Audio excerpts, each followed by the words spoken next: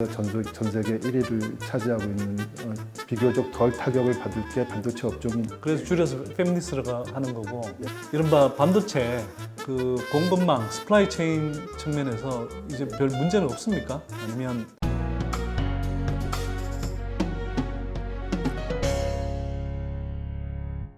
안녕하세요. 선대인 경제연구소 선대인 소장입니다. 자, 새로운 코너 시작합니다. 선대인 인터뷰.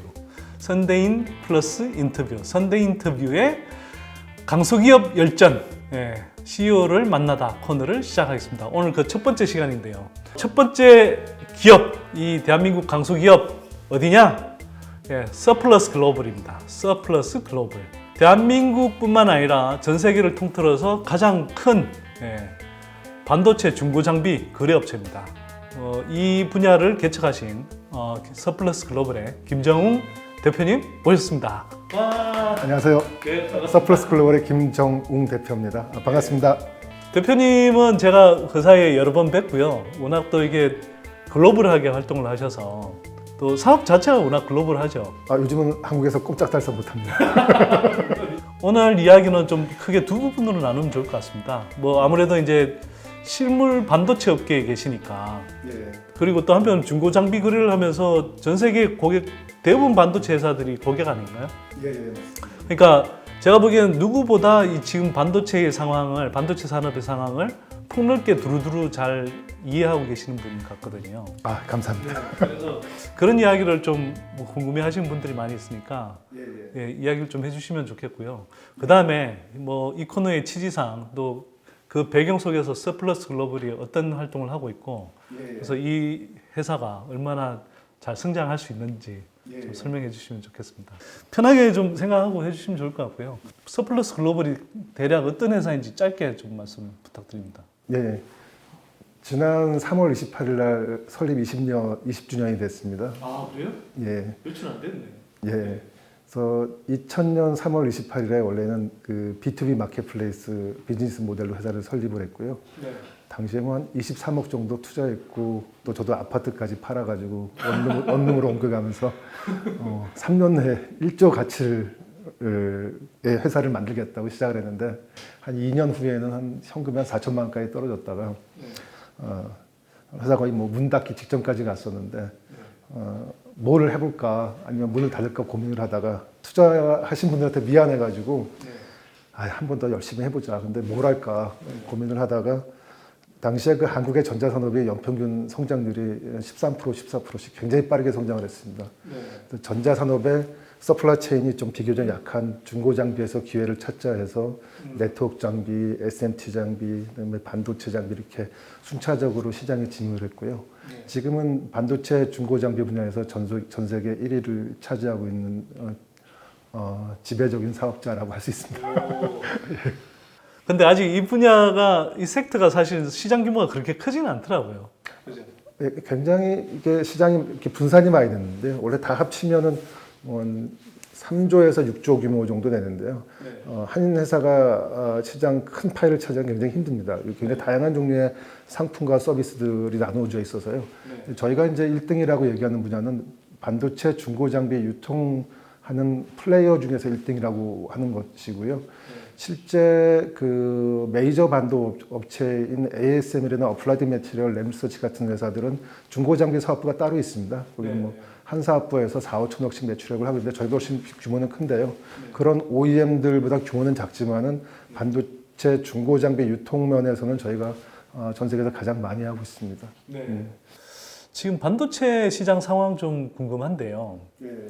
지난해 말, 특히 올 초까지만 하더라도 국내 최대 산업인 이제 반도체 산업이 올해 본격적인 좀 회복을 할 것이다, 뭐 이런 전망이 많았는데, 갑자기 이제 뭐 감염병 사태가 확 터지면서 이게 이제 뭐 공급망에서도 굉장히 큰 충격이 오고, 뭐 그러면서 여러 가지 이제 수요 측면에서도 좀 차질이 있는 것 아니냐, 뭐 이런 이제 우려들을 많이 하게 됐습니다. 그 코로나 이전의 전망과 지금 상황이 어떻게 달라져 있는지 전체적으로 좀 설명을 해주시면 좋을 것 같은데요. 올해 특히 하반기부터 반도체 시장과 반도체 장비 시장이 큰 폭의 성장을 할 것이라고 기대를 많이 했습니다. 그건 뭐 메모리나 파운드리나 아니면 로직이나 거의 모든 분야에서 성장을 할 것이고, 따라서 반도체 장비 시장도 굉장히 큰 성장을 할 거라고 기대를 했었는데요. 현재는 뭐 상당히 시장 환경이 불확실합니다. 업사이드 신호도 있고 다운사이드 신호도 있는데, 좋아질 것도 있고 나빠질 것도 있고. 이제 종합적으로 말씀드리면 다른 업종에 비해서는 그래도 비교적 덜 타격을 받을 게 반도체 업종이지 않을까 생각을 합니다. 그래요? 이유는요?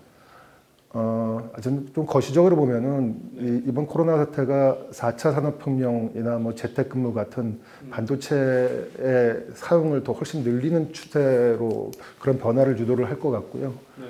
메모리 같은 경우에는 뭐 서버용 D램이나 아니면 몇 가지 품목에서 외려 재택근무 등으로 해서 쇼티지가 발생을 하고 있어서 더 시장이 좋아질 거라고 예측하시는 분들도 계십니다.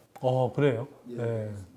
그렇지 않아도 지금 뭐 사람들이 이제 이 전염병 사태 때문에 뭐 밖을 못 나가니까 스마트폰 판매나 이런 것들은 많이 줄지만 거꾸로 집안에 이제 많이 있으면서 넷플릭스 엄청 보고 유튜브 엄청 보고 그다음에 이제 아마존 같은데 온라인 구매도 굉장히 많이 늘고 한국도 사실 마찬가지잖아요. 지금 뭐 배달의 민족, 우리가 진짜 배달의 민족인 걸 실감하게 하는 데이터 서버 쪽 메모리 수요는 엄청 많이 오히려 늘고 있다 이런 이야기 나오더라고요. 그게 실제로 그런가요? 실제로 뭐 그런 현상들이 이 발생을 하고 있고요.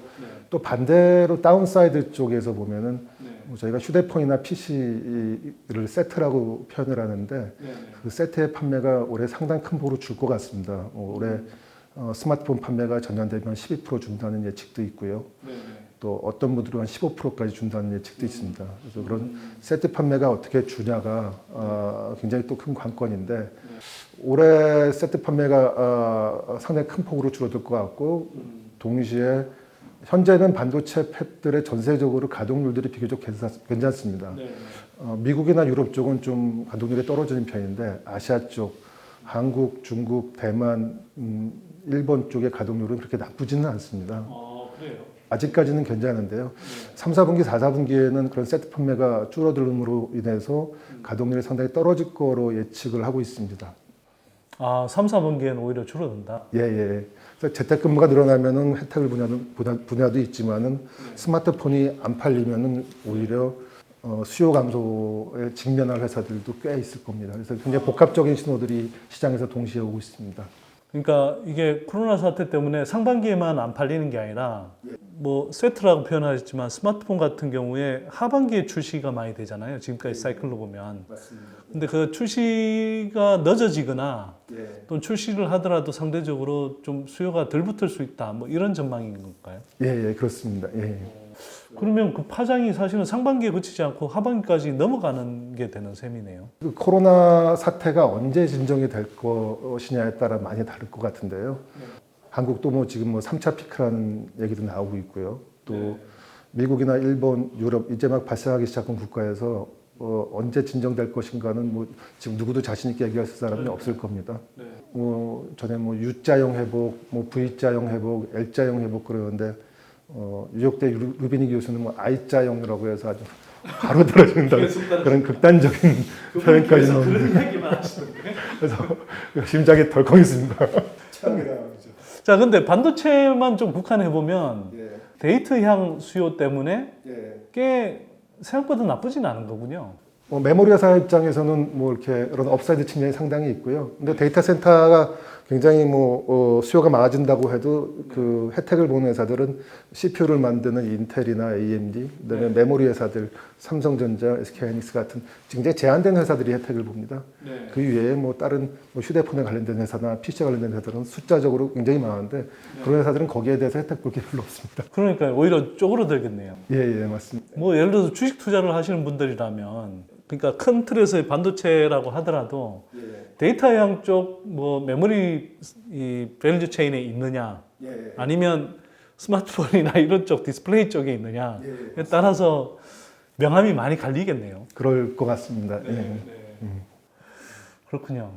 그리고 우리가 이제 보통 뭐 흔히 이야기하잖아요. 이게 뭐 메모리뿐만 아니라 이제 비메모리 쪽 이야기도 많이 하는데, 비메모리는 사실은 뭐 삼성전자의 지금까지 주력은 아니었습니다. 근데 비메모리는 뭐 종류가 사실 굉장히 다양한 거잖아요. 굉장히 이제 메모리가 아닌 거의 대부분을 그냥 통칭해서 비메모리라고 하는 느낌이던데. 외국에서는 비메모리라는 표현을 자주 쓰지는 않습니다. 근데 거죠. 근데 이제 뭐 가끔 쓰기는 하는데 네. 간단하게 생각하시면 뭐 메모리가 전체 시장의 30%, 네. 비메모리가 한 70%뭐 이 정도 된다고 보시는 게 편하실 겁니다. 네.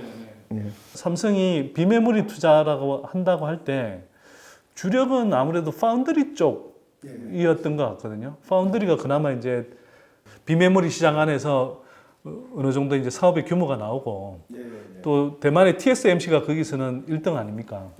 그러니까 그걸 좀 따라잡자 이런 전략이었던 것 같은데 파운드리 업체 쪽은 좀 어떻게 봐야 될까요? 그 2월 달에 TSMC 가동률이 약간 떨어졌습니다. 뭐 거의 100% 달다 한 90% 떨어졌는데요. 아직까지는 의외로 파운드리 가동률이 상당히 좋습니다.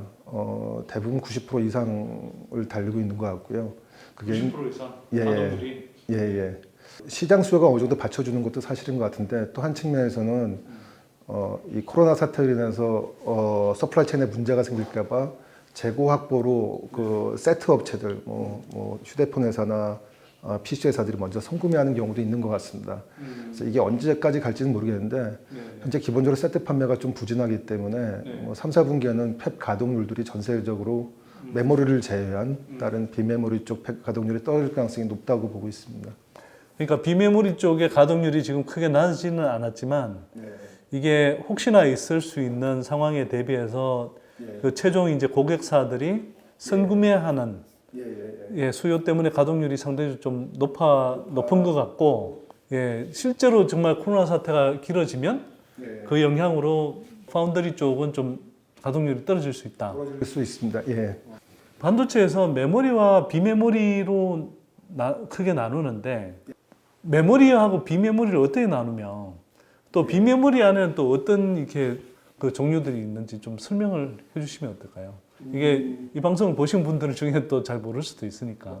큰 분야를 나눠서 얘기를 한다면은 우리가 이제 비메모리라고 얘기하는 분야는 이제 여러 가지 종류의 디바이스가 있습니다. 이제 그 중에 CPU라는 그 PC의 CPU가 있고요. 휴대폰에는 이제 AP라는 것들이 있는데 이제 그 가장 어드밴스된 테크놀로지를 쓰고 있고요. 그다음에 또 뭐 수요가 많은 게 이제 CMOS라고 해서 요즘 많이 뜨고 있는 이미지 센서 같은 것들이 있고요. 뭐 DDI나 아니면 각종 센서류나 또 파워 관련된 칩들이 많이 있습니다. 그래서 뭐 수십 가지 종류들의 칩이 있는데 크게 한 7가지, 8가지 정도로 나눠지고 있고요. 그리고 그 칩들을 독자적으로 다 디자인하고 생산하는 회사들을 IDM이라고 부릅니다. 인디펜던트 디바이스 매니팩처러 이렇게 부르는데요. 디자인만 하는 회사들은 보통 우리가 팹리스라고 부르고 있고요. 반도체를 생산만 해주는 회사들은 파운드리라고 부르고 있습니다. 그러니까 팹리스라는 건 원래 패브리케이션 만드는 것이 없는 것, 그냥 디자인만 해주는 거. 그래서 줄여서 팹리스라고 하는 거고. 파운드리는 이제 그걸 그렇게 이제 디자인된 것들을 주문을 받아서 직접 실물로 만드는 것. 이렇게 이해하면 되는 거죠. 네. 자, 그 중에서 하여튼 삼성전자는 우리는 이제 그 메모리 쪽에 주력을 하고 있고 이제 파운드리를 중심으로 해서 비메모리를 공략하겠다라는 게 삼성의 이제 전반적인 전략인 거죠. 삼성의 또 다른 아이템에는 뭐 CMOS나 아니면 뭐 DDI나 파워 같은 자기들의 독자적인 디바이스를 가지고 있는데요. 설계도 하고 생산도 하는 IDM의 역할도 동시에 하고 있고 또 파운드리 사업도 또 같이 또 하고 있습니다. 자, 그러면 대표님 어쨌거나 지금 반도체 업황이 현재까지는 생각보다 나쁘지 않다라고 말씀. 네, 특히 저 메모리 쪽을 중심으로. 그런데 이게 만약 감염병 사태가 이제 장기화되면 이 경향이 계속 심해지는 건가요? 그러니까 무슨 이야기냐면 데이터량 수요는 계속 더 늘어나게 되고 또 뭐 스마트폰이나 이런 데 들어가는 뭐 이쪽 수요들은 좀 줄어들게 되는 건지 그런 경향이 계속 서로 강화되는 건지 데이터량 수요도 오히려 줄어들 수도 있는 건지 뭐 이런 건 좀 궁금한데요. 뭐 장기화된다면은 뭐 데이터 센터형 수요들은 상당히 늘어날 것 같고요. 계속 지속적으로 늘어나는데 뭐 최근에도 뭐 뭐 그 온라인 판매 같은 회사들이 매출이 뭐 50%씩 뛰고 또 중국 같은 경우는 굉장히 또 많이 늘어난 것 같아요. 또 반대로 또 아까 스마트폰 떨어지는 다운사이드의 트렌드도 있기 때문에요. 삼성전자는 두 가지를 다 합니다. 그래서 뭐 메모리를 해도 스마트용 메모리도 많이 팔거든요. 이런 다운사이드와 또 서버용 디램의 업사이드 이게 어느 쪽이 힘이 셀지는 아는 분들이 예측하기 굉장히 힘든 분야라고 생각을 합니다. 예를 들어서 삼성의 데이터형 그 메모리를 만드는 그 공장들은 주로 어디에 있습니까? 한국에 주로 많이 있고요. 그러니까 기흥에도 있고 평택에도 있고. 예. 그 주로 디램을 한국에서 많이 생산을 하고 그다음에 있고요. 중국 시안에 있는 건 랜드 메모리. 랜드 플래시입니다. 예. 뭐 SSD나 이런 저장 장치에 많이 사용을 합니다. 예. 그런 것들이 스마트폰이나 이런 쪽으로 많이 좀 거기도 많이 쓰이는 거죠. 스마트폰에는 디램도 들어가고 또 랜드도 같이 들어갑니다. 예. 자, 그러면 국내 그럼 공장들의 뭐 장비를 만들거나 장비를 공급하거나 또는 뭐 소재 뭐 부품 이런 걸 공급하는 업체들은 크게 타격을 받지는 않겠네요. 장비하고 소재를 나눠서 봐야 되는데요. 생산량이 갑자기 전체적인 생산량이 크게 늘거나 크게 줄 것 같지는 않습니다. 적어도 메모리 분야에서는. 장비 분야는 투자 시기에 따라서 기복이 상당히 심합니다. 근데 현재는 뭐 삼성전자 투자 계획이 많이 잡혀 있는 상태고요. 또 반대로 또 최근에 코로나 사태 때문에 전세적으로 메이저 장비 메이커들, 뭐 ASML이나 램 리서치나 어플라이드 메탈 같은 회사들이 부분적으로 셧다운을 했습니다. 서플라이 차인에 좀 문제들이 생기고 있는데 이게 뭐 잘 회복이 된다면은 뭐 계획한 대로 투자 일정이 이루어질 거라고 생각을 합니다. 근데 만약 장기화되면 어떻게 되는 거예요? 제가 오늘 시점에서 봤을 때 메이저 장비 메이커들의 그 납기가 조금씩 길어지는 것들은 있습니다. 길어지는 트렌드들은 분명히 있는데 그게 서플라이 체인이 갑작스럽게 확 끊기고 하는 생산들은 쉽게 생기지는 않을 거라고 생각을 합니다. 하지만 또 소재 업체들은 장비 업체들에 비해서 원래 이렇게 기복이 별로 없습니다. 그래서 상당히 꾸준한 매출을 유지하지 않을까 생각을 합니다. 그러면 대표님 보시기에 투자 대상으로서 제일 유망한 기업은 어떤 기업이 있어요? 서플러스 글로벌을 제외하고. 저도 주식을 안 해서요. 제가 잘 모르겠는데요. 그 주식 그러니까 주가라는 관점이 아니라 그러니까 데이터형 메모리 수요가 계속 이제 늘어난다라는 걸 전제로 했을 때 그러면 계속 꾸준하게 실적이 나올 수 있는 그런 기업은 어떤 기업들이 있습니까? 그 소재 기업들 뭐 케미칼이나 뭐 이런 소재 기업들은 계속 꾸준한 실적을 유지할 거라고 생각을 합니다. 근데 장비 업체는 이제 업황에 따른 기복이 분명히 있을 거라고 생각을 합니다. 그리고 장비는 한번 이렇게 그 이른바 생산 설비를 세팅할 때 그때만 쭉 공급됐다가 그 다음에 뚝 끊기는 현상이 생기잖아요. 예. 그래서 투자할 때 이게 좀 제가 보니까 좀 많이 아쉽더라고요. 이렇게 장기적인 지속성이 없어서. 나오셨으니까 그 질문 한번 좀 드려볼게요. 이게 일본이 지난해 우리 수출 규제 한다고 그러면서 뭐 한국에 소재가 공급 안 하겠다 막 이랬는데 8개월, 7, 8개월 지나온 것 같거든요. 그 상황에서 지금 이른바 반도체 그 공급망, 스플라이 체인 측면에서 이제 별 문제는 없습니까? 아니면 그 여전히 어떤 문제가 있는데 그게 어떤 상황이 좀 바뀌어 있나요? 이제 신문이나 언론에 나오는 것처럼 상당히 큰 변화가 있지는 않습니다. 뭐 어떤 때문에 이제 정치적인 요소들이 상당히 많이 있는 것 같고요.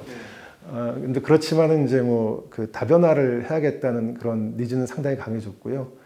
한국 내에서 그런 다변화 프로젝트들이 국산화 프로젝트들이 굉장히 여러 분야에서 일어나고 있습니다. 그리고 일부 성과가 나는 분야도 있는데요. 예를 들면 뭐 어떤 성과가 나고 있습니까? 뭐 특히 뭐 이제 그 불화수소 같은 것들은 이제 국산화가 많이 되는 단계로 알고 있습니다. 네.